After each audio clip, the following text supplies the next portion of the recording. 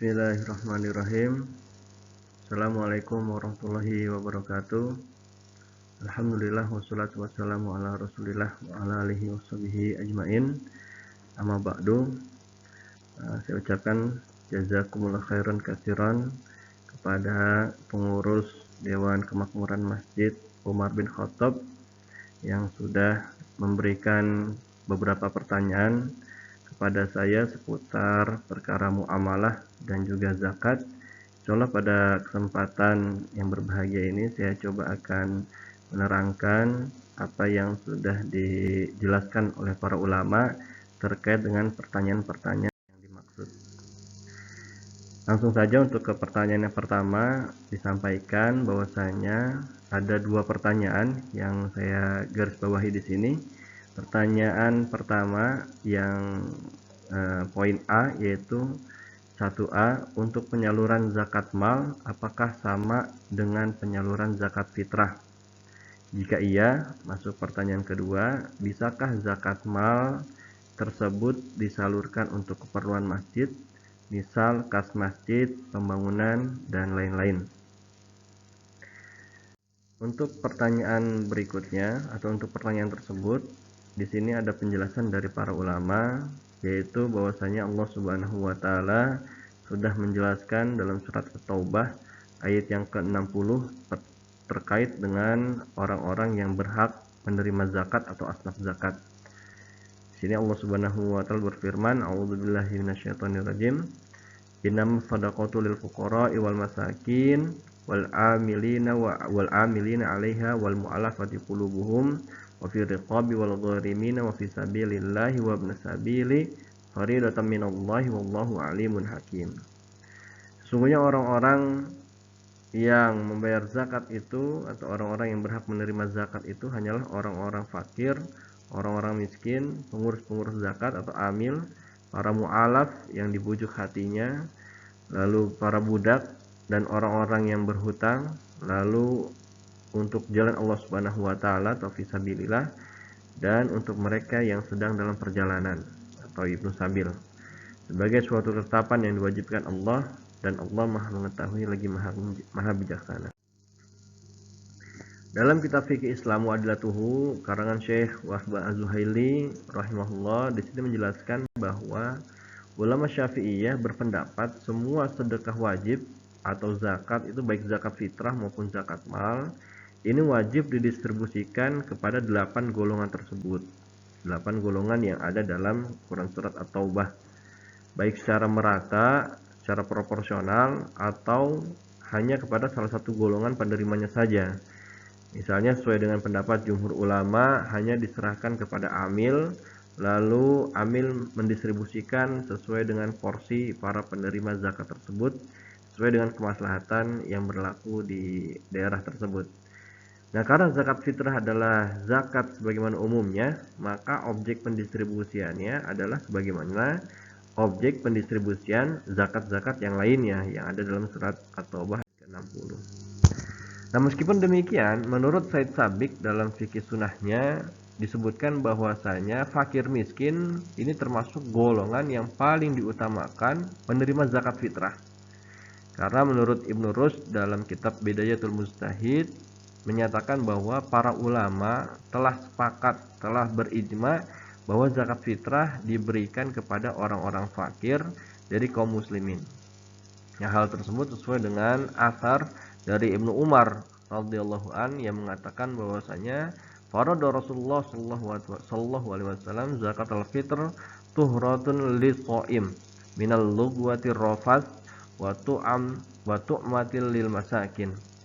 Rasulullah SAW mewajibkan zakat fitrah ini untuk mensucikan orang yang berpuasa dari bersenda gurau dan berkata yang keji, dan juga untuk memberi makan orang-orang miskin. Nah, dari penjelasan tersebut, maka di antara hikmah zakat fitrah di bulan Ramadan ini yaitu untuk menutupi kekurangan orang-orang yang berpuasa dan juga mencukupkan orang-orang fakir, orang-orang miskin dari meminta-minta di hari Idul Adha. Bagaimana Rasulullah SAW bersabda, "Agnuhum an tawafi hadzal yaum." Cukupkanlah mereka dari berkeliling-keliling atau berminta-minta pada hari ini, yaitu pada hari Id atau Idul Fitri. Maka dari penjelasan tersebut ya, zakat fitrah ini bisa disalurkan kepada 8 asnaf zakat. Tapi yang lebih afdol ini diserahkan kepada fakir miskin. Lalu untuk pertanyaan yang berikutnya, dari pertanyaan nomor 1 bagian yang B, maka di antara kelompok yang berhak menerima zakat, salah satunya adalah golongan fisabilillah. Dan mayoritas ulama berpendapat bahwa yang dimaksud dengan fisabilillah adalah orang yang keluar untuk berperang di jalan Allah Subhanahu wa taala secara sukarela karena orang ini tidak mendapatkan gaji atau tidak mendapatkan fa'i dari pemerintah atau dari Amirul Mukminin. Dan sehingga ya, orang-orang yang berjuang di jalan Allah Subhanahu wa taala ini berhak menerima zakat. Menurut Syekh Utsaimin dalam Majmu' Fatawa, bahwa yang dimaksud dengan makna fisabilillah adalah orang yang mencurahkan hidupnya, ini salah satunya, ini termasuk yang dimaksud dengan makna fisabilillah, orang yang mencurahkan hidupnya untuk mencari ilmu syar'i, maka ia boleh diberi bagian zakat untuk kebutuhan hidupnya, baik berupa nafkahnya, pakaiannya, makanannya, minumannya, tempat tinggalnya, atau bahkan kitab-kitab yang diperlukannya. Nah, sedangkan menurut Profesor Kiai Haji Didin Hafidzuddin dalam zakat perekonomian modern, sebagian ulama ini membolehkan untuk memberi zakat kepada pembangunan masjid, kepada lembaga pendidikan, kepada perpustakaan, pelatihan-pelatihan dai, atau penerbitan buku, majalah, brosur, atau mendirikan media massa dan yang lain sebagainya untuk kemaslahatan kaum muslimin.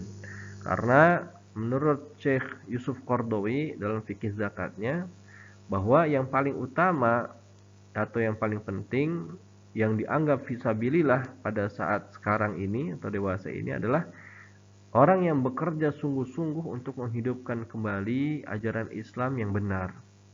Nah, maka berdasarkan pendapat ini, para ulama di atas, ya, menurut pendapat para ulama di atas, masjid ini boleh menerima zakat sebagai golongan fisabilillah selama masjid tersebut berada dalam ketentuan aktif dalam menegakkan syariat Islam.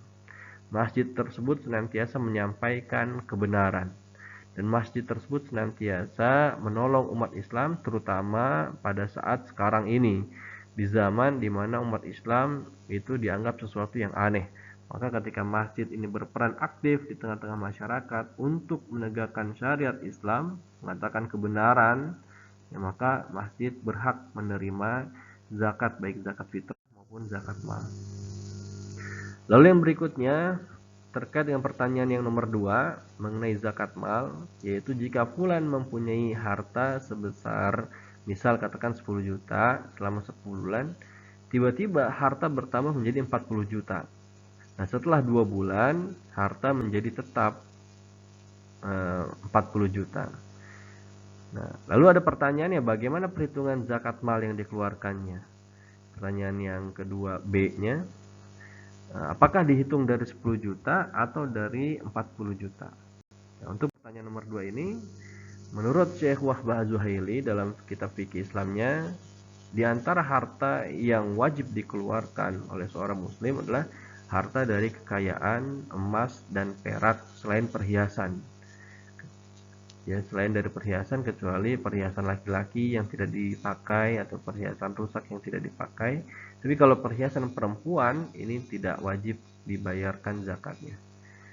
Nah, harta kekayaan dari emas dan perak ini bisa berupa mata uang atau kepingan emas atau emas batangan, yang apabila sudah mencapai nisabnya 85 gram emas atau 595 gram perak dan sudah mencapai haul selama 1 tahun, lalu hutang-hutangnya atau kebutuhan pokoknya ini sudah terpenuhi, ya, maka jika dikonversi dengan nilai tukar rupiah yang 1 gramnya ini setara dengan 1 juta, katakanlah harga emas antam pada 2022 ini, maka nisab harta zakatnya itu kurang lebih sebesar 85 juta rupiah nisabnya. Nah, maka apabila harta tersebut dalam 1 tahun di bawah 85 juta, kalau tadi contoh kasusnya 40 juta, ya maka harta 40 juta selama 1 tahun ini tidak terkena zakat. Ya. Namun ketika seorang di awal tahun ini memiliki harta di atas 85 juta, misalkan hartanya 85 juta pada awal tahun, lalu pada saat bulan ke-12 sudah setahun, ini ternyata harta tersebut berkurang, misalkan menjadi 60 juta, nah maka ia tidak terkena wajib zakat. Nah, sedangkan ketika pada saat bulan ke-12 harta tersebut bertahan atau bertambah dari 85 juta, maka ia wajib membayar zakat mal pada bulan tersebut sebanyak 2,5% dari nisab hartanya. Nah, jadi kalau misalkan harta tersebut di atas nisab yaitu 85 juta, harta tersebut selama 1 tahun memenuhi haulnya, maka wajib dikeluarkan tersebut 2,5% ya. Dan lalu terkait dengan pertanyaan yang kedua, ya menurut mazhab Hanafi, apabila harta tersebut berkurang di pertengahan tahun, tadi contohnya dari harta 40 juta tiba-tiba berkurang menjadi 10 juta. Ya, atau misalkan harta 85 juta ini berkurang menjadi 60 juta. Namun pada saat mencapai haul, harta tersebut kembali lagi ini memenuhi nisabnya, maka ia tetap berkewajiban untuk membayar zakat sesuai dengan nisabnya. Awalnya 85 juta, di tengah tahun berkurang menjadi 60 juta, tapi ketika di akhir tahun ini kembali lagi 85 juta atau lebih. Nah, maka menurut mazhab Hanafi dia tetap wajib membayar zakat malnya 85 juta kali 2,5% tersebut. Gitu. Tapi kalau misalnya berkurang dari 85 juta, berkurang nih 60 juta di akhir tahunnya, dia tidak wajib zakat. Atau tadi contohnya 40 juta, tiba-tiba di akhir tahun 10 juta. Nah, ini tidak wajib zakat. Nah, sedangkan menurut pendapat Imam An-Nawawi dan jumhur ulama, menurut Said Sabiq dalam fikih sunnahnya, jika harta tersebut telah memenuhi nisab tersebut, harga 85 juta yang sudah memenuhi nisab tersebut berkurang di pertengahan tahun dari nisabnya, lalu ketika menjelang haul harta tersebut kembali utuh 85 juta kembali lagi, ya. Nah, maka ketika harta tersebut kembali memenuhi nisab 85 juta, nah maka untuk perhitungan awal tahunnya dimulai kembali setelah harta tersebut memenuhi nisab. Misalkan pada bulan pertama harta tersebut 85 juta. Pada bulan ke-6 harta tersebut ternyata turun menjadi katakanlah 60 juta.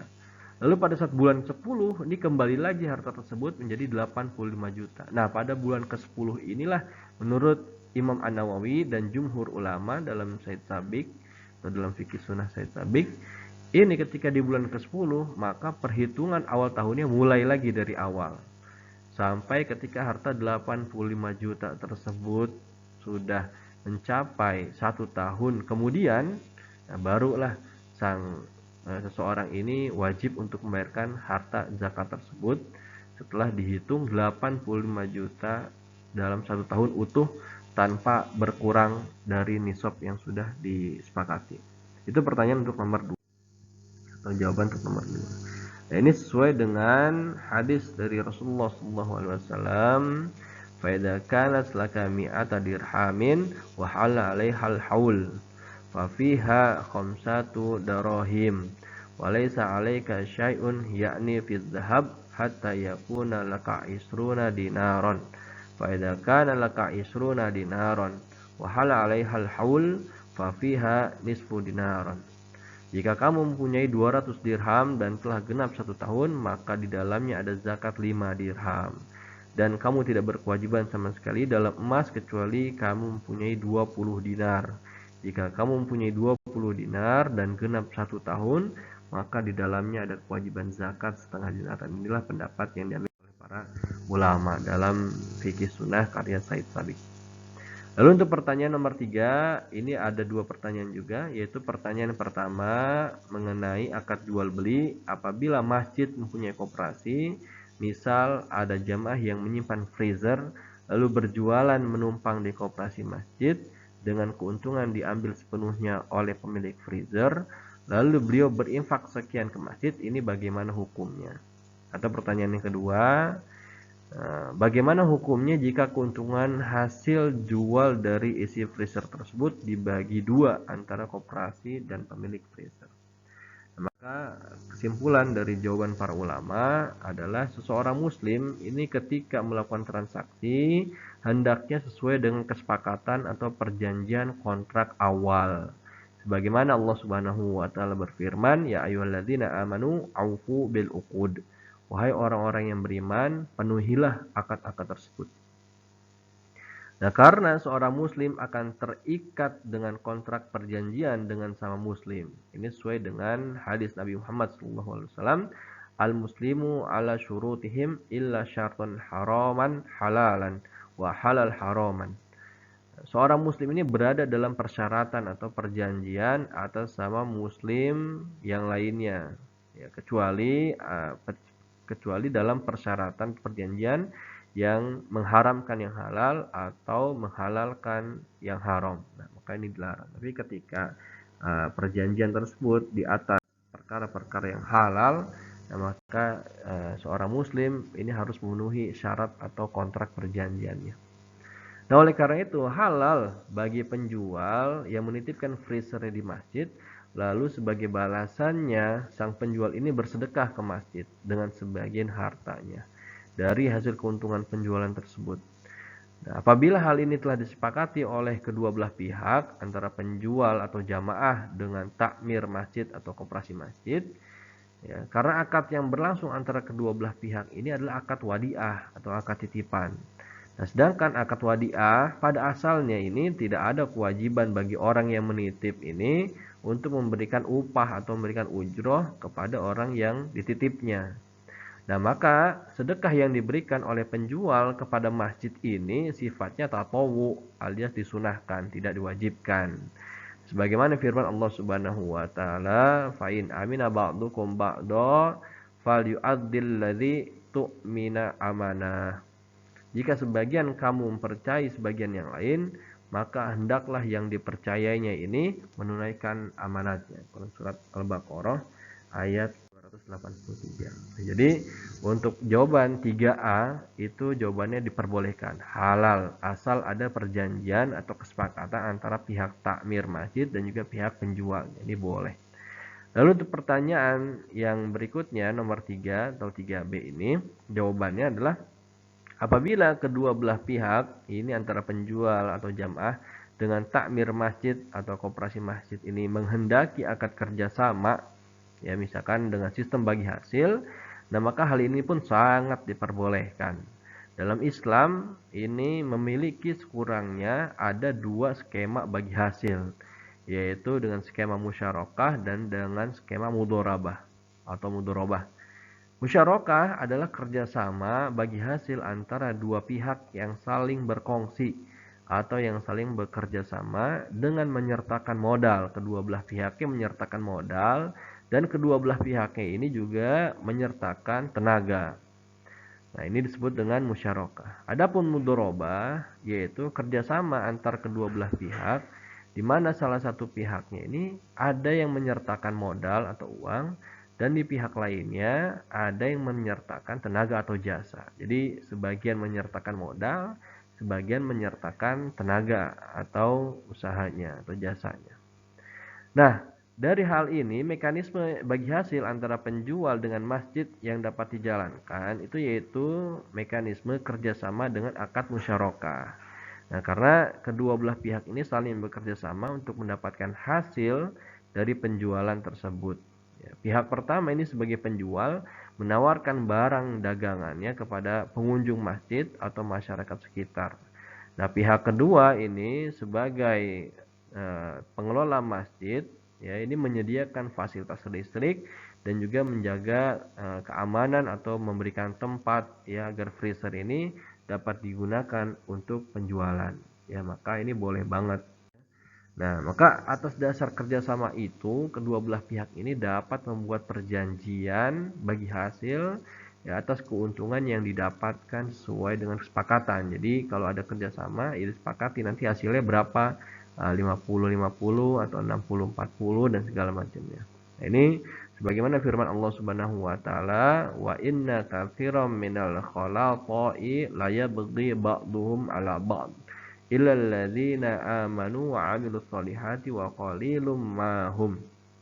Dan sungguhnya kebanyakan dari orang-orang yang berserikat itu, sebagian mereka membuat zalim kepada sebagian yang lain, kecuali orang-orang yang beriman dan mengerjakan amal soleh, dan amat sedikitlah mereka ini.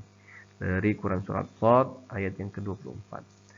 Atau sebagaimana sabda Nabi Muhammad SAW, ya, ini innallaha yaqul, sungguhnya Allah Subhanahu wa taala berfirman, ana salisu syarikaini, aku ini berada di antara ketiga orang yang saling berserikat, malam yahunnu ahaduhuma sahibahu, ya, selama mereka tidak berkhianat atas yang lainnya.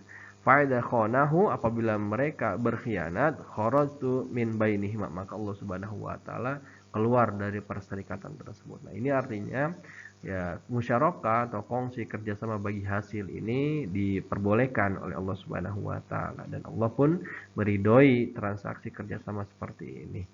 Dengan catatan kedua belah pihaknya ini saling amanah, saling jujur, saling kerjasama tanpa ada yang menipu. Nah, sehingga kongsi atau kerjasama antara pihak takmir masjid dengan pihak penjual ini boleh banget kalau misalkan hasilnya nanti dibagi dua, seperti itu, sesuai dengan laporan penjualan yang sudah dijalankan. Atau ambil opsi yang pertama tadi sebagaimana yang sudah dijalankan, ya, pihak masjid ini hanya menyediakan fasilitas tempat saja, lalu pihak penjual ini juga akadnya hanya wadiah saja, titip saja. Nanti kalau ada hasil keuntungan dari penjualan, ya hasil tersebut ya sebagiannya akan disedekahkan secara sukarela oleh penjual, dan masjid pun secara sukarela ini menerima infak atau sedekah dari penjual tersebut. Itu mungkin jawaban dari saya terkait dengan pertanyaan yang disampaikan. Wallahu ta'ala bishawab, kurang lebihnya mohon maaf. Subhanakallahumma wa bihamdika asyhadu an la ilaha illa anta astaghfiruka wa atubu ilaik. Assalamualaikum warahmatullahi wabarakatuh.